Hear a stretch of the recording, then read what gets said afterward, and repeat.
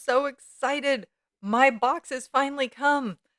I am going to be doing a crochet along from the company 𝐒𝐮𝐬𝐜𝐫𝐢𝐻N𝐞, which is a UK based yarn company.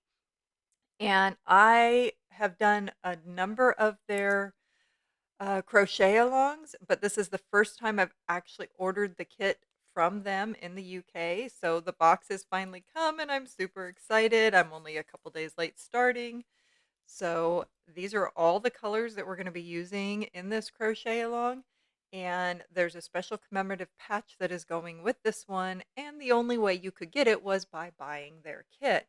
But price wise, it's about the same if I had gone to the store here to buy yarn. So I'm super excited. Here's all the yarn colors and the little commemorative patch. It has the emblem for King Charles on it. It has the coronation day and that it's by 𝐒𝐮𝐬𝐜𝐫𝐢𝐻N𝐞. And this is the pattern that we're going to be doing. This is the blanket that I'm going to be making, and it's going to take 5 weeks to make this blanket. So I'm super excited to get started. And this patch is really super cute. Some other people have made some on Etsy, but I really like the one that they came out with. So this is going to be a fun one. Like I said, I've done a number of their other patterns, and I do really like their patterns. I like the way that the patterns are written. They're easy to follow, but they are in the UK terms. So when I first started doing these, I would mark out the different terms and write in the US terms. But I've done enough of them now that I've gotten used to what the UK ones mean, and I did not change anything on this pattern. I just went through it. I knew what I was doing at this point. And this box had this little saying inside. I thought it was kind of a neat little saying. I didn't notice it until I went to put everything back in the box. So, yeah, here we go. We're about to get started, and we're going to go a little fast for you because this was 5 weeks. So this is the very beginning, the first week. We're starting in the very center, making that center square. And the pattern for this blanket was made by Mandy, sorry, the made by Anita. Um, and she did an absolutely wonderful job on this. She put so much thought into what she was doing um, for all the pieces of this blanket.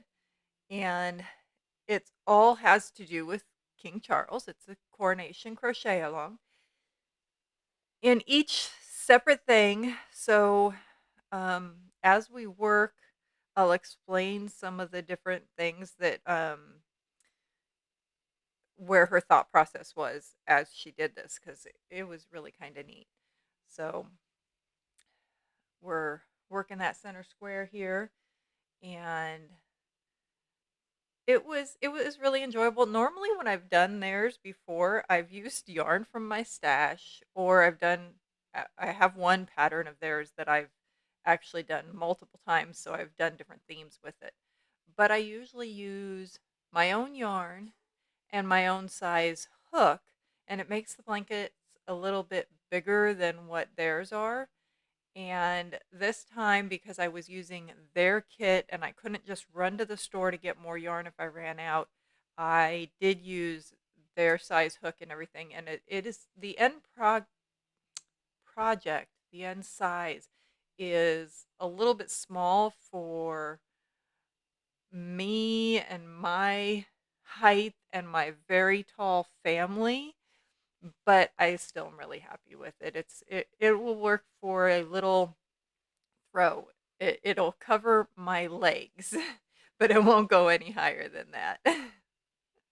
So here we are starting a blue round, and we start doing this kind of wave pattern here. And oh yes, we did all these four corners, all these little tiny pieces, and yeah, lots and lots and lots of little tiny squares. And now all these little tails need to be woven in. And I don't do that until way later, right about the time that I need to use them. So you'll see that I have a little tiny slideshow at the end, and you'll see the point when I actually do finally weave those in. Okay, so here we're starting this little wave pattern, and this section she did based on King Charles's military career. He was in both the Royal Air Force and Royal Navy and spent most of his military career at sea. So the blue bands are to represent sea and sky. And they come out really pretty. I do really like the way the waves end up looking.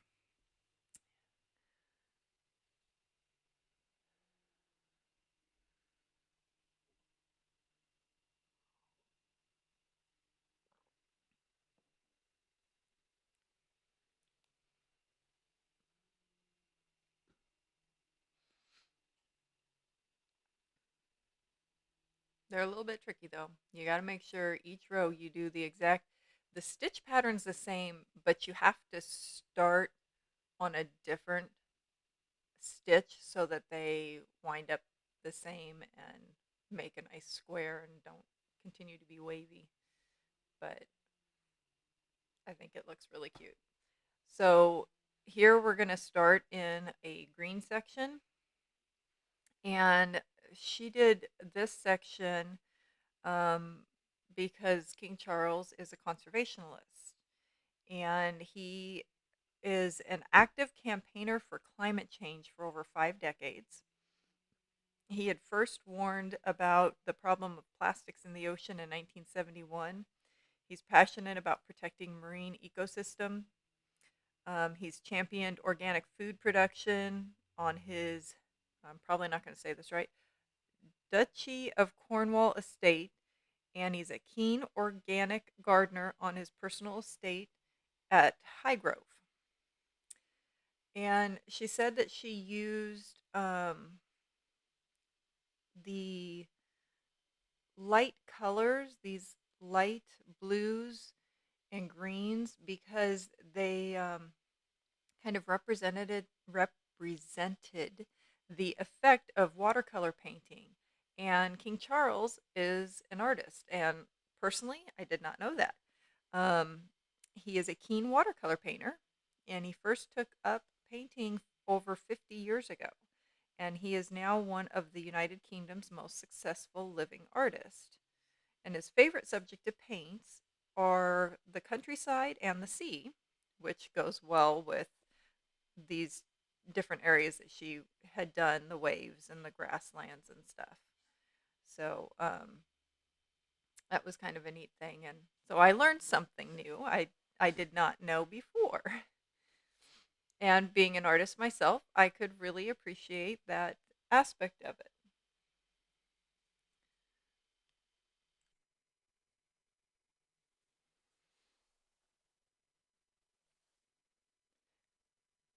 So this is starting to come out really cute. I'm like really happy with it.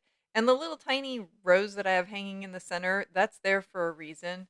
We had to make sure and pay attention to which side of the blanket was the front, because there's some rows that we're going and working on the back side. So if you're a crocheter, you know normally you can look at a piece and you know this is the front, this is the back. But because we went back and forth on this, we needed to make sure we remembered which side is the front. So that little rose is hanging on there, so I remember that's the front. So here I'm working these little tiny baubles. They're little purple. It's looking on my computer. It's a little hard to tell that they're purple, but they are purple. And those little purple baubles are supposed to represent the ermine around the base of the crown. And then this section, all these little tiny squares that I finally wove the ends into, those with the gold around it are supposed to represent jewels. So those are all our little jewels. So this was really a cute idea how she did this, and it ended up being easier than I thought. I thought, oh man, it's going to take forever to do all these little squares and put them on there, but it came together really well. So here we're working a section of purple and then putting these gold leaves, like a little vine. Um, and it says the outer panel of this blanket's inspired by the Coronation regalia. The trailing leaf border represents the embroidery used to decorate coronation robes. So we have the decoration of the coronation robes, we have the ermine on the crown, and we have the jewels on the crown. So we now have the military career of the seas and the sky. We have the grasslands that represent the conservationism. We have the pastel colors for the watercolor and the artist in him. And now we have the royal regalia at the top. So the next part is there's going to be little appliques that you crochet and sew them all together and piece them onto the blanket. But unfortunately, when I sat working on those pieces late one night, I forgot to actually record that part. So when I get around to putting those on, that's not there. So it's like magic. Waved my wand and magically they were done and on the blanket. So this is the very end. This is the last section on the blanket itself before those pieces. And I'm just working on that last border. This is the very last row, the very last set of stitches, which actually is really cute. It's got this kind of like this little star pattern, and I do bring it up closer right there so you can see it. Um,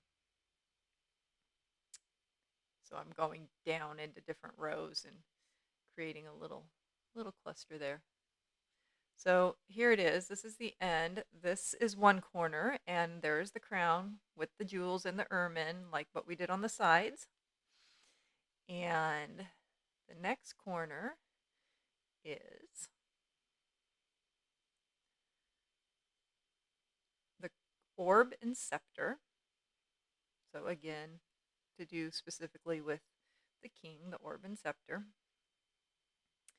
And then in this corner and in the center is the Tudor rose, which is a symbol of British monarchy and is the national flower of England.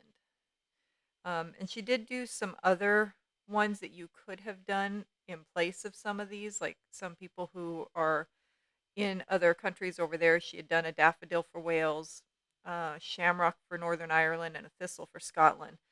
But as I was doing this just for myself, and I'm not in any UK area, I did it exactly the way she had done it with the two Tudor roses. And then here is the little coronation patch sewn on. And that completes my blanket. And I'm really happy with this. And there's going to be a little slideshow here that'll show you some better pictures from further away all the way through, so that you can see each step and actually be able to see it in its entirety and not just the little pieces I'm able to show you sitting on my desk.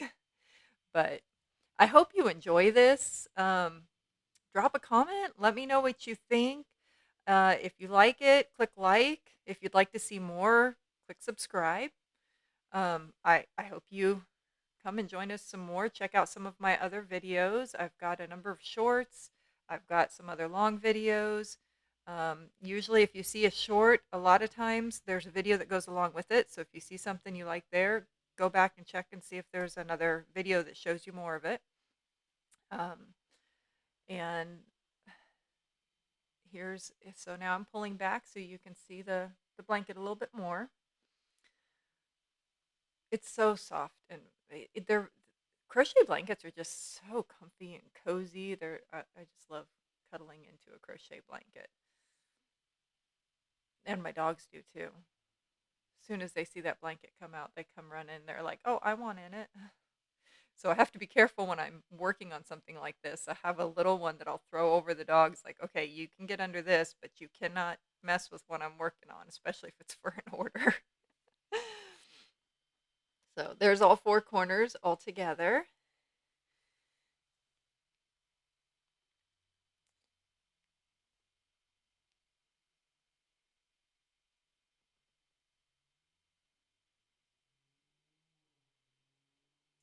here we go. The box, the yarn.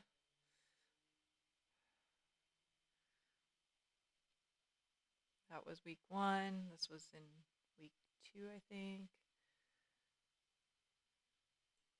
Here's where I started sewing in all the little ends. And my husband's been doing the wood turning, so these were all bowls that he had made, and it looks so pretty. So here's the completed blanket and a few different angles of it, close-ups on all the corners. I'm really happy with how this came out. Hope you guys enjoyed this, and we'll see you again soon. Bye.